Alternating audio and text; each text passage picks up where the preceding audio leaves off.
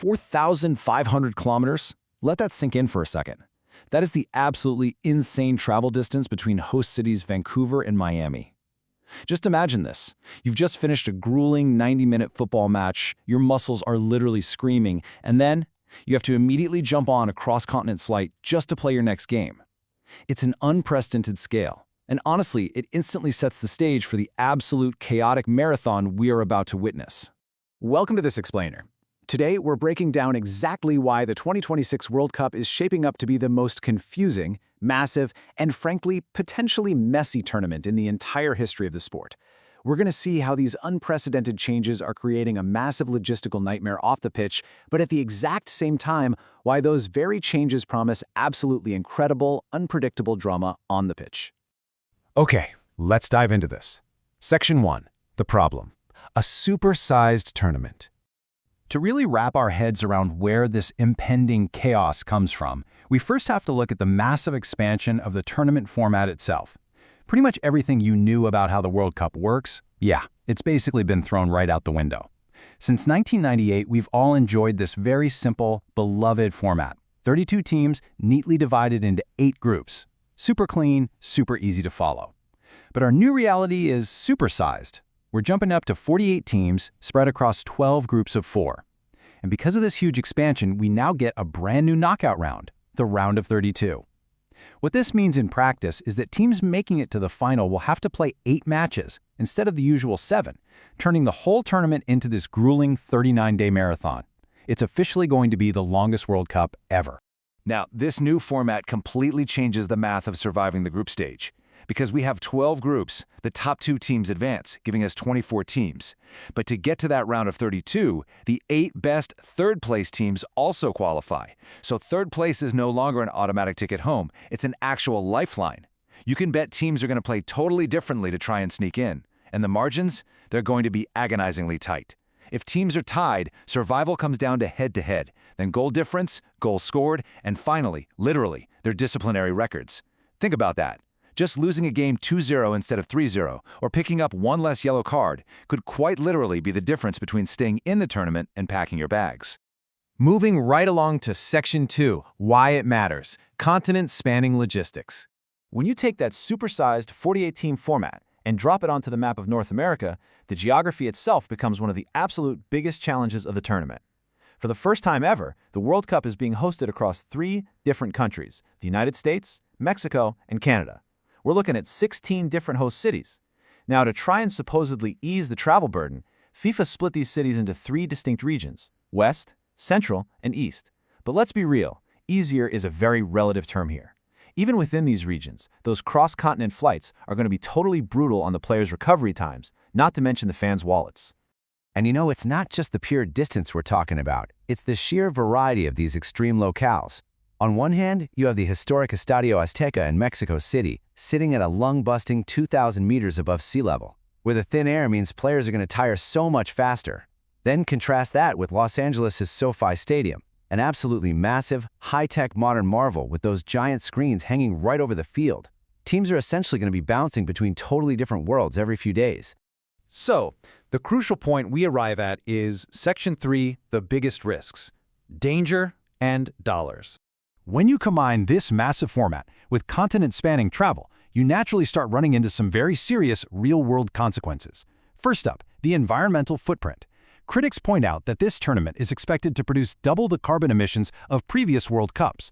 Almost all of this is due to the relentless flights, with fans and teams constantly flying from places like Vancouver to Miami or Mexico City to Toronto.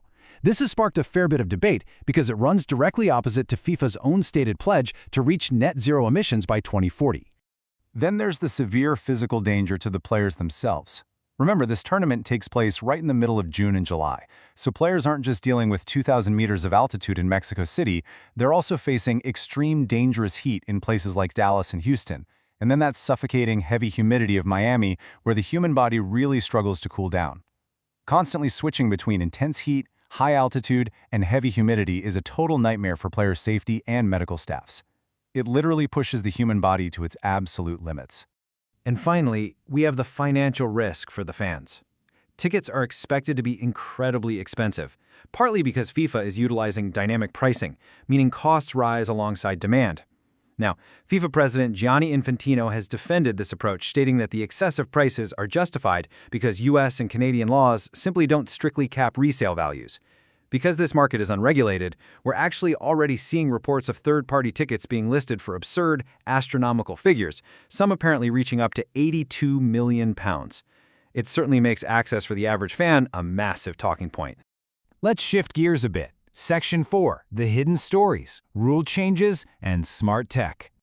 Beyond the logistical and financial storms brewing off the pitch, there are some really incredible hidden stories happening right on the grass.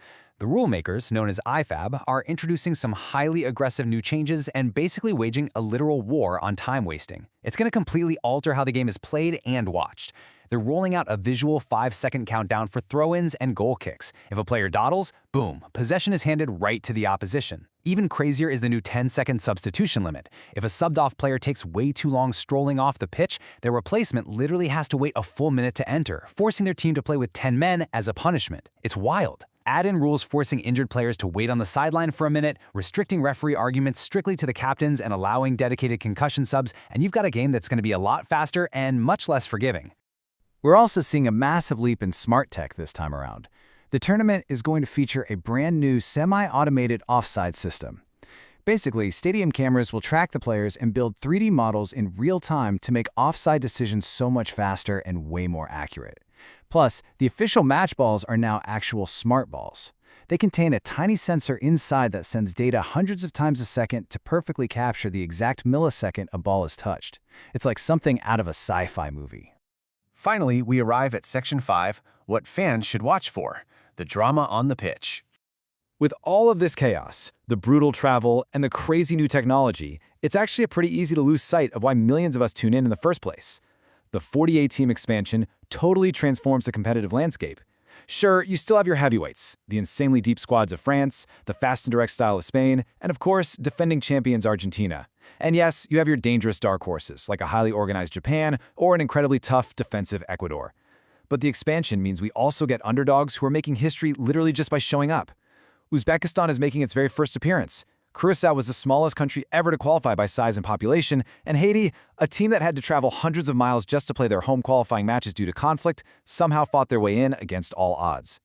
Watching the clash between these totally varied tiers is going to be absolutely fascinating. This tournament also marks a really profound turning point. For an entire generation of football fans, this is the ultimate last dance. Era-defining legends who have dominated the sport for nearly 20 years are taking their final bow on the global stage. Whether it's Lionel Messi looking to defend his title, Cristiano Ronaldo chasing the one major trophy that has somehow eluded him, Sung Heung-min carrying South Korea one last time, or even 40-year-old Edin Dzeko leading Bosnia. Even if they don't play every single minute of every game, these are players who can still decide a massive knockout match in a single magical moment. But, on the flip side of that coin, this brilliantly illustrates the torch being passed. While the legends are bowing out, the next generation is ready to completely take over. You have Kylian Mbappe, whose unbelievable speed and finishing could cement a legacy-changing tournament for France. You've got Spain's Lamine Yamal, a player who will remarkably still be a teenager during the tournament, but is already playing like one of the best in the entire world. And finally, the Norwegian robot himself, Erling Haaland, making his long-awaited World Cup debut, ready to prove he can dominate on the biggest stage of all. So let's recap. We've got an unprecedented 48-team format, brutal continent-spanning travel, extreme physical environments, radical new rules, and this incredible mix of historic legends and hungry debutantes. It brings us to one lingering question to leave you with. Will the undeniable glory and magic of the beautiful game ultimately outshine the logistical chaos of 2026? Well, only time will tell. Thank you so much for joining me for this explainer, and definitely keep an eye out for how this beautiful mess unfolds.